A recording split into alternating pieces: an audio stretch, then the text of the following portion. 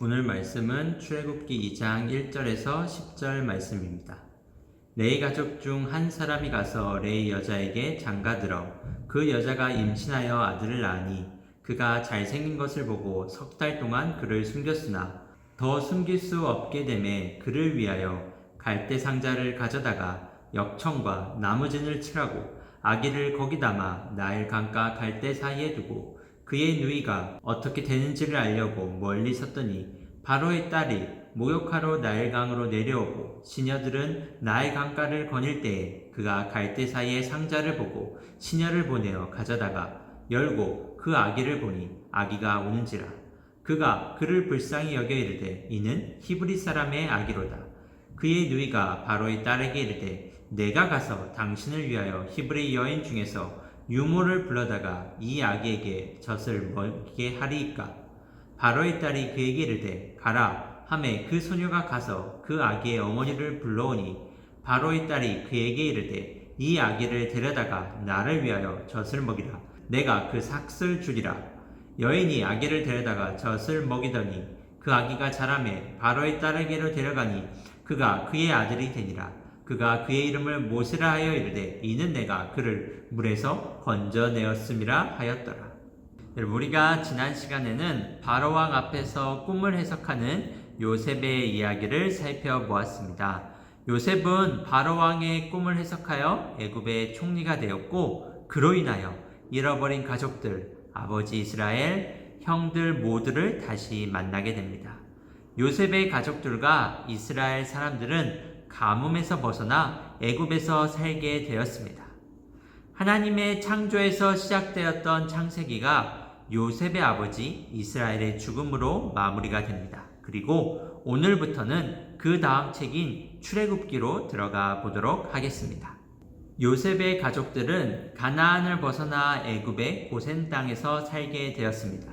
이들이 애굽에서 살게 된 지도 많은 세월이 지났습니다. 아버지 야곱도 죽고 형들도 죽고 요셉도 죽게 되었습니다. 그리고 이제 새로운 왕이 애굽을 다스리게 되었는데 이 왕은 요셉이 누구인지조차 알지 못하는 왕이었습니다.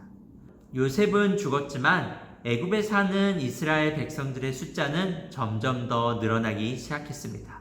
그러자 이 모습을 지켜보던 애굽 왕은 걱정이 되기 시작했습니다. 이스라엘 사람들이 계속 늘어나고 있어. 저들의 숫자가 지금보다 많아지면 다른 나라와 힘을 합쳐서 언젠가 우리를 공격할지도 모르겠군. 그러기 전에 이스라엘 사람들의 뿌리를 뽑아버려야 돼. 애굽 왕은 이스라엘 사람들의 숫자가 계속 늘어나자 두려움이 생겼습니다. 여봐라, 밖에 아무도 없느냐?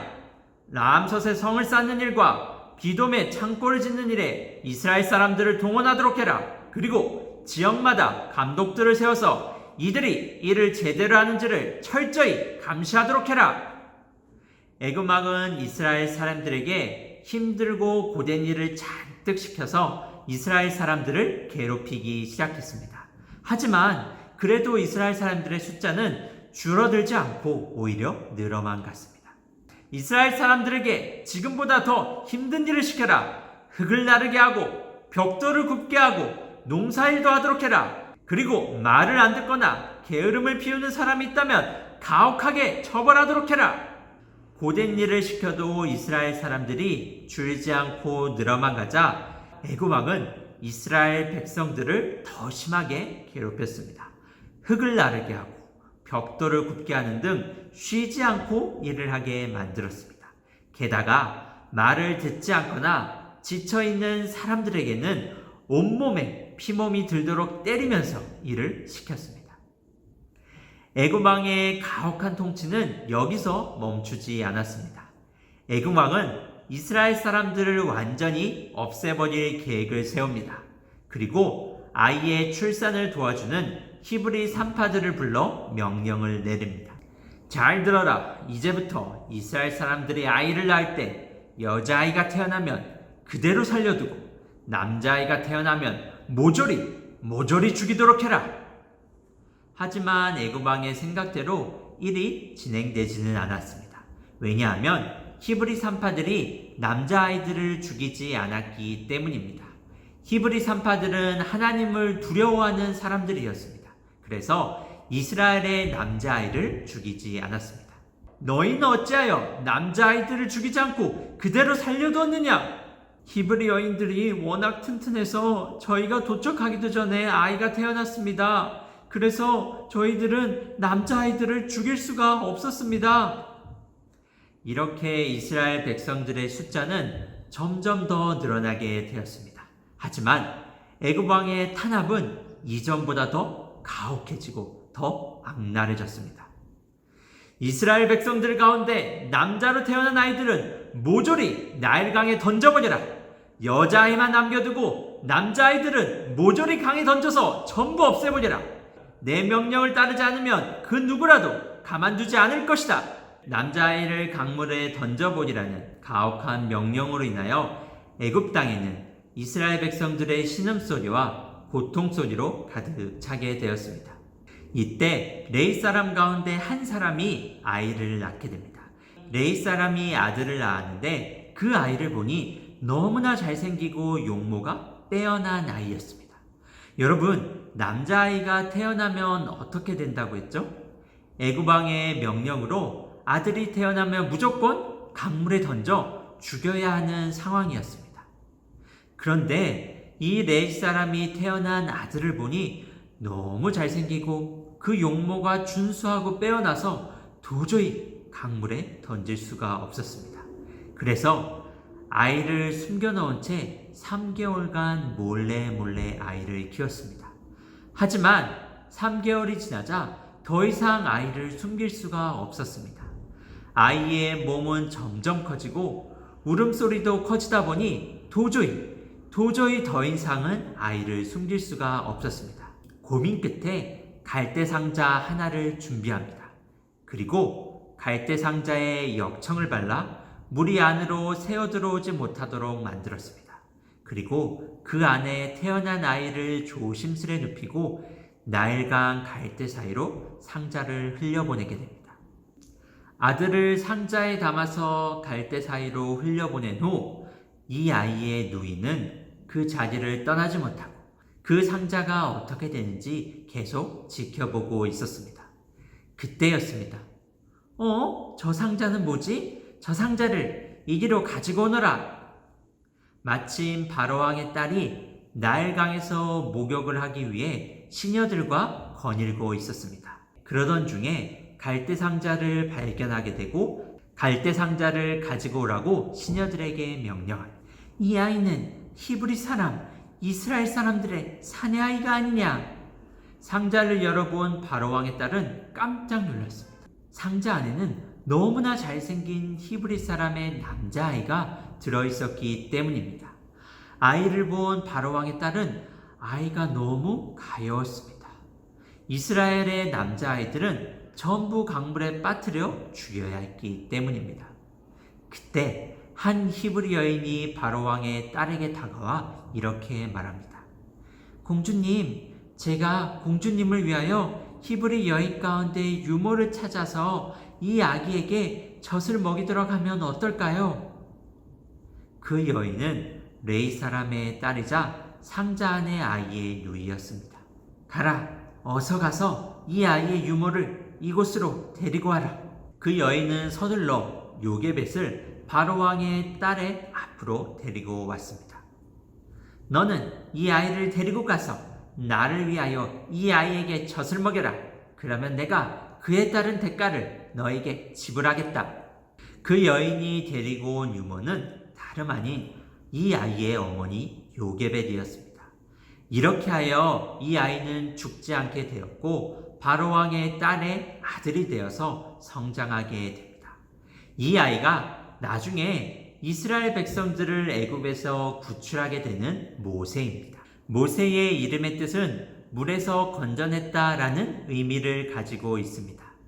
나일강에서 건져낸 아이이기 때문에 건져냈다라는 의미로 모세라고 이름이 붙여졌습니다. 이후 모세는 자신의 이름대로 애굽의 핍박으로부터 이스라엘 백성들을 건져내게 됩니다. 사랑하는 여러분, 모세는 어떻게 남자아이였음에도 죽지 않고 살게 되었을까요? 애굽 왕은 모든 남자아이는 강물에 던져 죽이라고 명령을 했습니다. 하지만 모세는 자신의 어머니의 품에서 길러지게 되었고 바로왕의 딸의 아들이 되어서 이스라엘 백성들을 구출할 준비를 하게 됩니다. 어떻게 이런 일이 가능했을까요? 하나님이 이 모든 것을 계획하시고 준비하셨기 때문입니다. 하나님은 아브라함과 이삭과 야곱에게 한 약속을 기억하셨습니다. 출애굽기 2장 24절과 25절에 보면 이런 말씀이 기록되어 있습니다. 하나님이 그들의 고통 소리를 들으시고 하나님이 아브라함과 이삭과 야곱에게 세운 그의 언약을 기억하사 하나님이 이스라엘 자손을 돌보셨고 하나님이 그들을 기억하셨더라. 여러분, 하나님은 아브라함과의 약속을 기억하셨습니다. 그리고 그 약속을 지키기 위하여 모세를 준비하셨습니다. 우리는 지금 어려운 상황 속에 있습니다. 코로나로 인하여 학교도 제대로 가지 못하고 교회에서도 모이기 어려운 형편 속에 있습니다. 우리가 모두 힘들고 어려운 상황 속에 있지만 소망을 잃지 않고 살아야 하는 이유가 어디에 있을까요? 지금도 하나님이 우리를 위하여 준비하고 계시기 때문입니다. 하나님은 약속을 이루시기 위해 지금도 준비하고 계시며 그 일을 반드시 이루시는 분이십니다. 우리는 모두 어려움을 겪고 있습니다.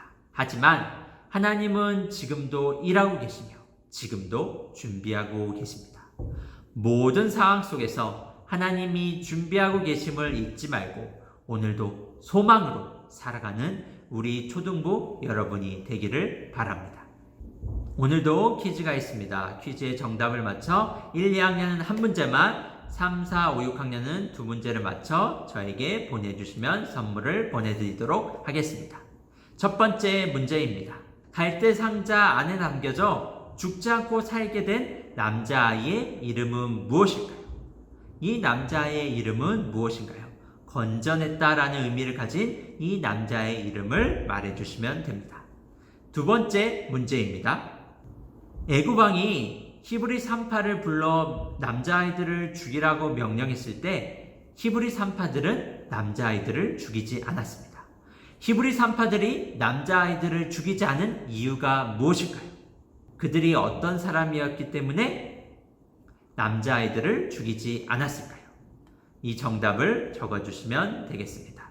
네, 여러분, 지난주엔 우리가 지표와 종표가 또 이렇게 같이 찬양을 했는데, 여러분의 참여를 언제든지 기다리고 있습니다. 그래서, 원하는 친구들은 저에게 말씀해 주시면 언제든지 같이 영상을 만드는 일에 함께 하실 수 있으니까 여러분들을 많은 지원이 있으면 좋겠습니다. 그러면 한 주도 여러분 건강하게 잘 보내시고 우리 또 영상으로 보도록 하겠습니다. 모두들 안녕!